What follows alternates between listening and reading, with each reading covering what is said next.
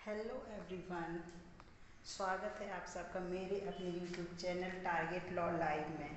तो आज फिर से मैं आपके सामने वही वन लाइनर लेके आई हूँ जो छत्तीसगढ़ के प्रीलिम्स के पर्पज से बहुत ही ज़्यादा इम्पोर्टेंट है। तो हमने कुछ तक कवर कर लिए थे और आज हम उसके आगे कवर करने की कोशिश करेंगे कि आगे भी हमें और कवर करना है। ठीक है, तो अब हम सबसे पहले लेते हैं। सबसे पहले कहाँ से कि रजिस्ट्रीकरण अधिनियम, रजिस्ट्रीकरण अधिनियम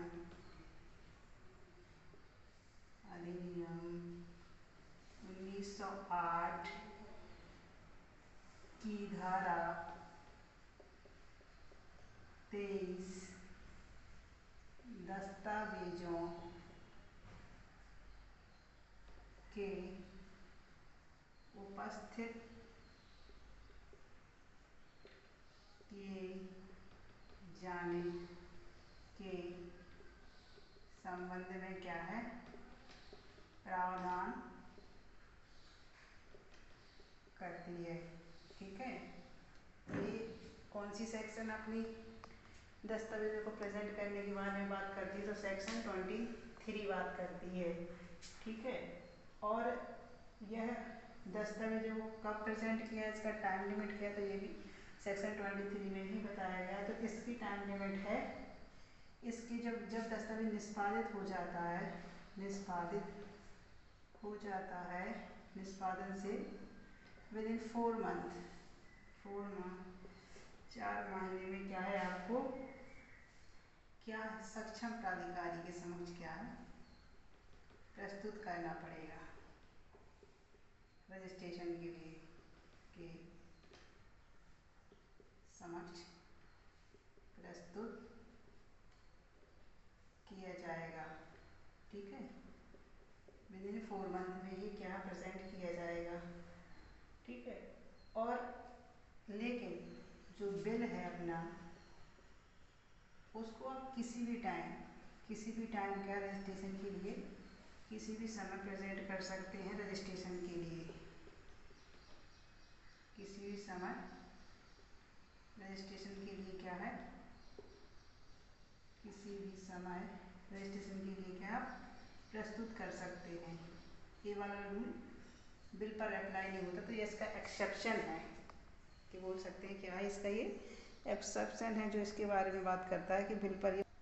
वहीं अब बात करेंगे कि जो यदि डिग्री या कोई आदेश है तो उसका भी रजिस्ट्रेशन ज़रूरी है।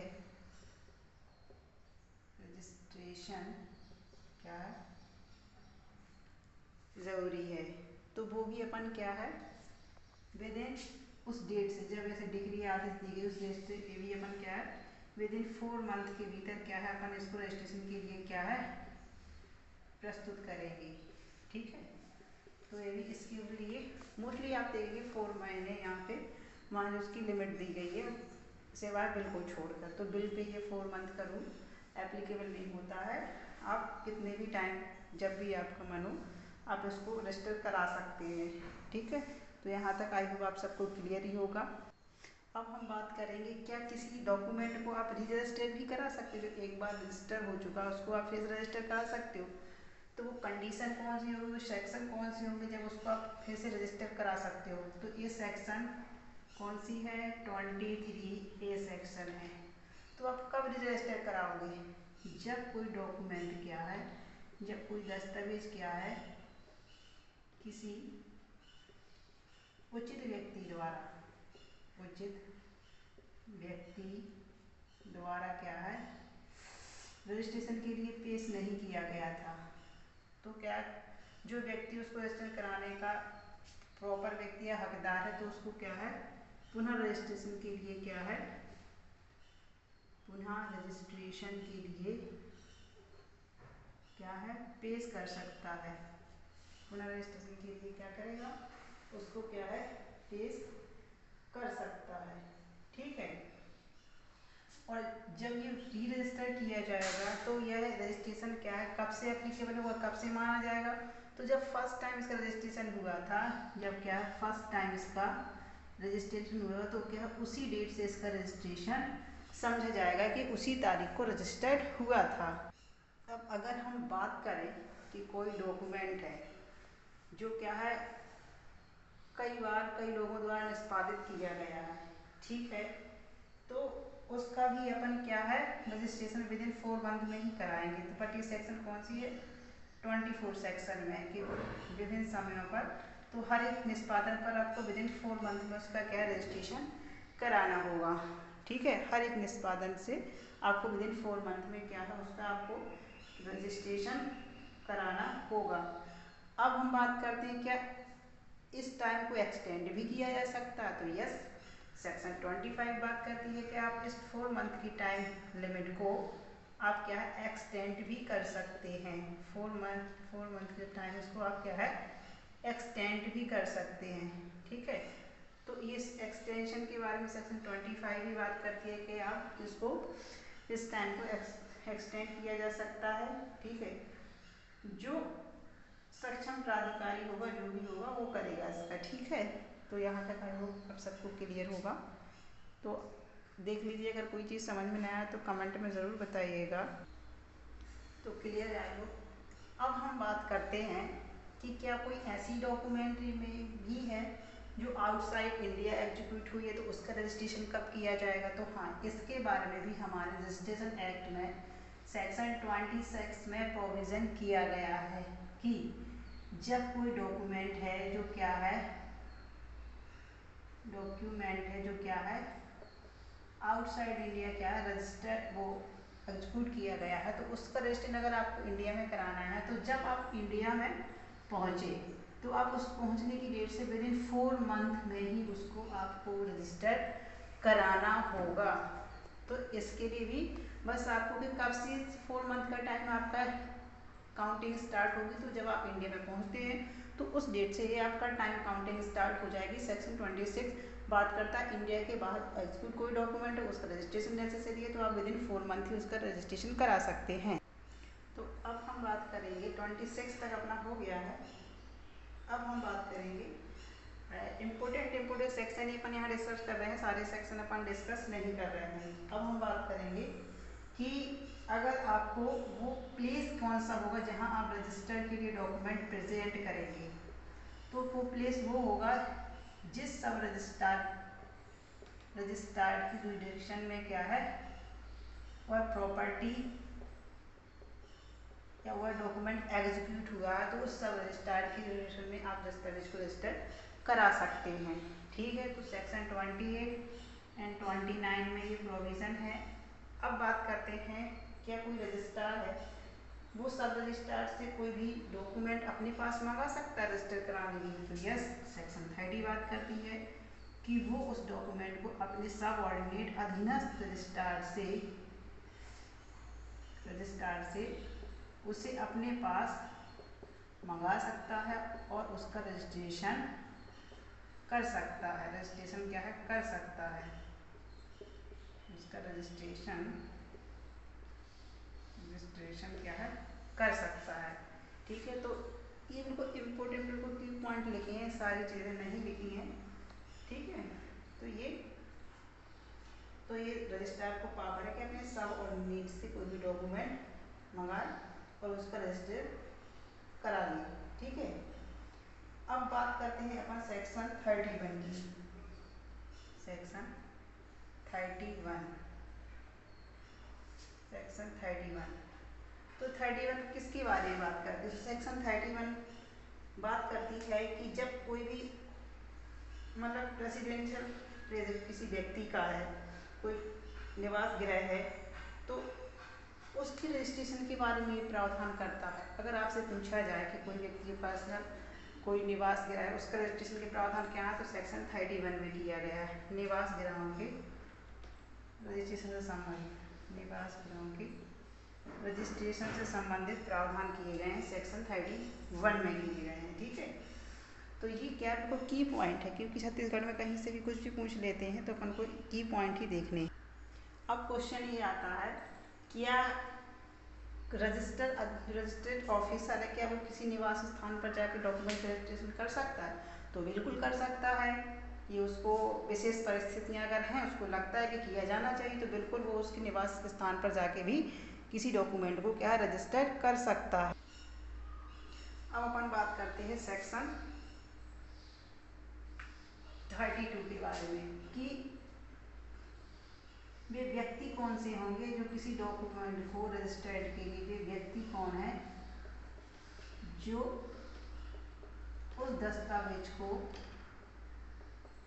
सेक्शन 32 है, दस्तावेज को रजिस्ट्रीकरण के लिए प्रस्तुत करेंगे।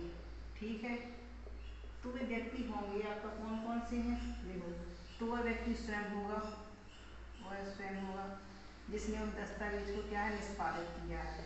ठीक है, निष्पादित किया है, एंड और उसका प्रतिनिधि हो सकता है, एंड और या उसका वैध निष्पादक का जो मुख्तार नाम के आधार पर उसका अभिकर्ता ही उसको प्रेजेंट कर सकता है रजिस्ट्रेशन के लिए। ठीक है, तो ये व्यक्ति क्या है किसी भी डॉक्यूमेंट को रजिस्टर करने के लिए क्या है प्रस्तुत कर सकते हैं। अब सेक्शन 32A, 32 क्या है, जो इमूवेबल प्रॉपर्टी है, कौन सी है, इमूवेबल प्रॉपर्टी है, जो इमूवेबल प्रॉपर्टी है, तो उसमें जो भी क्रय विक्रय हुआ है तो उसको प्रॉपर रजिस्ट्रेशन के लिए प्रस्तुत किया है। कैसे प्रस्तुत किया है, उसमें फोटोग्राफ्स होंगे, फोटोग्राफ्स वगैरह उसमें लगाए जाएंगे। तो फोटोग्राफ्स वगैरह इमूवेबल प्रॉपर्टी का रजिस्ट्रेशन है, आपने देखा होगा रजिस्ट्री होती है, उसमें फोटो जमीन पर खड़े हुए लोग हो तो उसी के साथ ही फोटो लगा के रजिस्ट्री में आप देखा होगा, तो ये जिनने करवाया होगा तो उनको पता होगा। ठीक है, और ये मैंडेटरी प्रोविज़न है, इनको आपको फॉलो करना ही पड़ेगा, अगर फॉलो नहीं करते तो आपकी रजिस्ट्री नहीं होगी। अब बात आती है कि ये प्रोविज़न 32 ये कब से किया गया, तो ये 32 का प्रोविज़न 2001 की अमेंडमेंट के थ्रू किया गया था।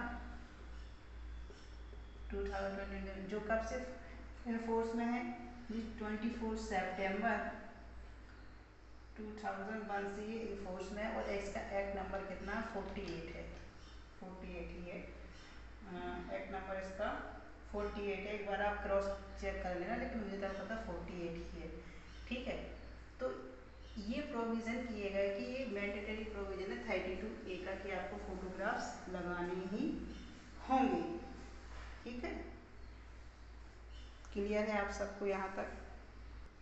अब क्वेश्चन ये आता है कि जब कोई डॉक्यूमेंट एग्जीक्यूट किया जाता है तो क्या रजिस्ट्रार या सब रजिस्ट्रार को ये पावर है कि उसको उनको प्रेजेंट करने के लिए कंपेल कर सकता है कि लोग प्रेजेंट हो, जो विटनेस है या जो पार्टी है उसको एग्जीक्यूट किया है डॉक्यूमेंट को, तो क्या उनको कंपेल कर सकता है कि ये प्रेजेंट हो? तो देखो सेक्शन 36 है, तो ये कंपेल नहीं कर सकता, बट ये क्या है कोर्ट से निवेदन कर सकता है कि वो उन व्यक्तियों की उपस्थिति के लिए क्या है समन जारी, हाजिरी के लिए क्या है समन जारी करेंगे। ठीक है, तो ये कोर्ट ही करेगा, बट ये रजिस्ट्रार सब कोर्ट से निवेदन कर सकते हैं कि इन व्यक्तियों को कंपेल आप समन जारी करके उपस्थित होने का आदेश करिए। ठीक है, तो वहाँ पर ये प्रेजेंट हो सकते हैं, 36 में यही बताया गया है आपकी। ठीक है, लेकिन छूट दी जा सकती है किन व्यक्तियों को, पर्सनल एप्रियंसेस सेक्शन 38 में है, जो रोगी अंग से विकलांग व्यक्ति हैं या जेल में पड़े हुए व्यक्ति हैं, इन सबको क्या है रोगी, जेल में पड़े हुए व्यक्ति हैं या कोई विशेष कारण भी है, तो इन सबको क्या है पर्सनल एप्रियंस से छूट भी दी जा सकती है। सेक्शन 38 बात करती है इस बारे में अपनी। अब प्रश्न हमारे सामने ये आता है कि अब जब इनको छूट दी गई है तब इनकी परीक्षा कैसे की जाएगी, तो ऑब्वियस सी बात है जो ऑफिसर होगा, रजिस्ट्री करता ऑफिसर होगा, तो यदि वह गृह में है या जेल में है तो उस स्थान पर जाएगा, उसकी परीक्षा करेगा, या कमीशन भी जारी कर सकता है परीक्षा के लिए उनकी, ठीक है। तो कमीशन भी जारी किया जा सकता है उनकी परीक्षा के लिए, ठीक है। आप लोग पॉइंट सुनिए, गौर से सुनिए, सब समझ में आएगा आपको।